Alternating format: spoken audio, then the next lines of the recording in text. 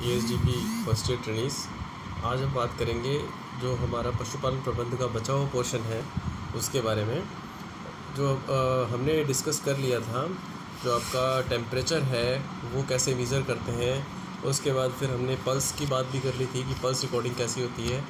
और आज हम बात करेंगे श्वसन के बारे में। तो श्वसन जो तंत्र होता है, रेस्पिरेटरी सेंटर होता है, जो सिस्टम होता है, उसमें कई पार्ट्स होते हैं। तो सबसे पहले इसमें बात होती है नेज़ल पैसेज की। नेज़ल पैसेज के बाद फिर आते हैं नेज़ा फेरिंग्स। नेज़ा फेरिंग्स के बाद फिर ट्रेकिया आता है। ट्रेकिया के बाद फिर ब्रोंकाई आते हैं।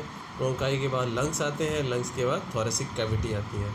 अब जो आपको एक बात पता होनी चाहिए कि ये जो श्वसन से संबंधित क्रियाएं जो होती हैं, ये मस्तिष्क में एक पार्ट होता है जिसे बोलते हैं मेडुला ऑब्लंगेटा।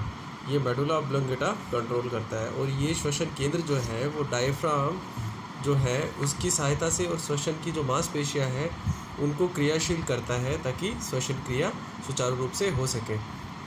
अब फिर क्या होता है कि जब एनिमल की क्लिनिकल जब एक्सपेरिमेंट करते हैं, जब डायग्नोसिस करते हैं, तो उसमें क्या है, यदि श्वसन क्रिया कम हो गई हो या बढ़ गई हो या किस प्रकार से हो रही हो ये देखा जाता है। ठीक है। उसके बाद फिर क्या होता है, क्योंकि कोई भी जीवाणु जो किसी के ऊपर या नीचे के श्वसन मार्ग में असर डालकर क्या होता है, इस क्रिया में व्यवधान पहुंचाता है, जिससे क्या है कि श्वसन क्रिया या तो कम हो जाती है या फिर बढ़ जाती है। इसके बाद फिर अगर बात करें तो ट्रेकिया जो सबसे पहले लंग्स है, लंग्स के 3 पार्ट होते हैं। किसी भी लंग्स के 3 पार्ट होते हैं। एक तो होती है उसमें सुपीरियर लोब, उसके बाद फिर होती है एक मीडियल लोब, ठीक है, फिर उसके बाद आती है इन्फीरियर लोब। तो सबसे पहले जो श्वसन तंत्र है, जब वो आगे चल के नेज़ोफेरिंक्स के बाद उसमें आता है ट्रेकिया।